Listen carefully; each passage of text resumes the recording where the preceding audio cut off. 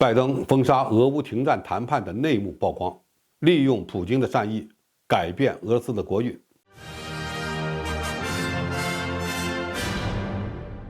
观众朋友，大家好，我是付先少。在俄乌冲突进入1周年之际，很多人对俄乌双方都拒绝展开谈判难以理解。现在的情况比去年2月份开战之初，乌克兰愿意谈判的形势完全不同。由于俄罗斯已经通过立法的方式批准并入乌克兰的4个州，双方都断了谈判的退路。但是在1年前，俄军在开战之初并没有并入乌克兰领土的意愿，主要目标是让顿巴斯的2个亲俄共和国独立，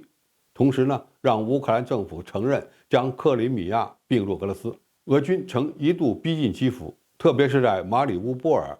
利西昌斯克打得不错，俄军有极大的战场优势。如果俄乌当时能够达成停战协议，那么这一场基于北约东扩和俄罗斯对国家安全焦虑所引发的战争早已经结束了。现在的问题是，乌克兰为什么突然改变与俄罗斯谈判解决问题的立场呢？泽连斯基为何又单方面宣布不再与普京展开谈判呢？这里面当然有俄军后来打得比较拉垮，乌军在多个方向成功地阻止了俄军的攻势有关。表面上看是泽连斯基政府的自信心变了，其实还有一个直接原因没有被公开，那就是拜登政府阻止了俄乌双方的和解进程。按照以色列前总理纳夫塔利·贝内特的说法，当时他本人正在乌克兰与克里姆林宫之间进行斡旋，基于以色列与俄乌的特殊关系，当时取得了普京与泽连斯基的各自让步，并同意进行谈判。然而，停战谈判在最后一刻被拜登否决。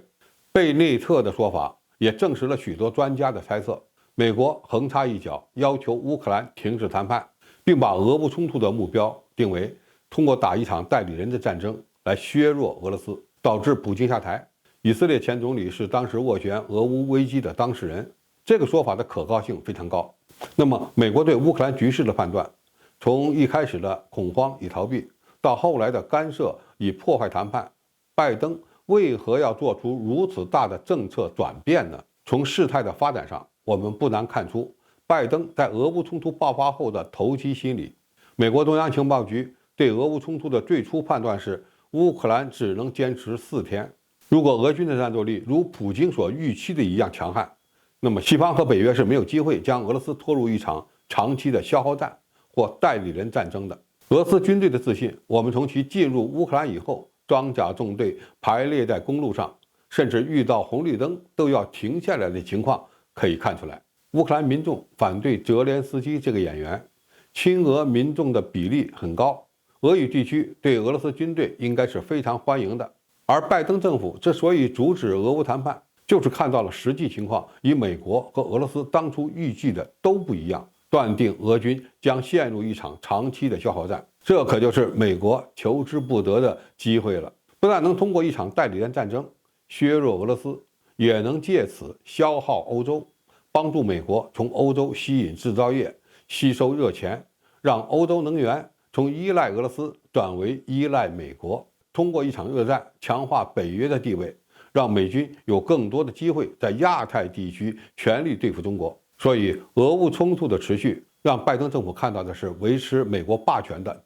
巨大战略机遇，因此才有了后来带领北约国家全面援助乌克兰的转变。我们总结俄乌冲突的经验教训，不能简单的说是美国一手塑造了俄乌冲突，而更要看到美国充分的利用了这场危机，为自己谋利。改变俄罗斯国运的不是普京发起对乌特别军事行动的对与错，而是基于莫斯科对俄乌军事力量的判断失误。目前还不清楚普京下令俄军从基辅方向转向重点围攻顿巴斯地区的真实原因，但是这样的善意后来被美国看成是俄罗斯军队的软弱。美国对乌克兰危机的判断仍然在不断的变化，从帮助乌军防守到帮助乌军建立反攻力量，一步一步的加码，破坏俄乌双方的谈判进程，也证明了美国才是乌克兰危机的控局者，而俄罗斯这个核大国正在被慢慢放血。美国需要把握节奏，既要实现其目的，又要避免引发核战争。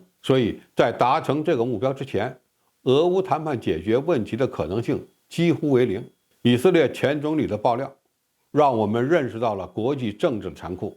也从一个侧面证明了美国真正想要乌克兰战斗到最后一个乌克兰人。这一切都是为美国自身的利益服务的。当然，俄罗斯国运也因此而被改变。现在面对西方国家的群殴，俄军除了打好仗，已经没有退路可言了。好，今天评述就到这里，谢谢大家收看，我们下期再见。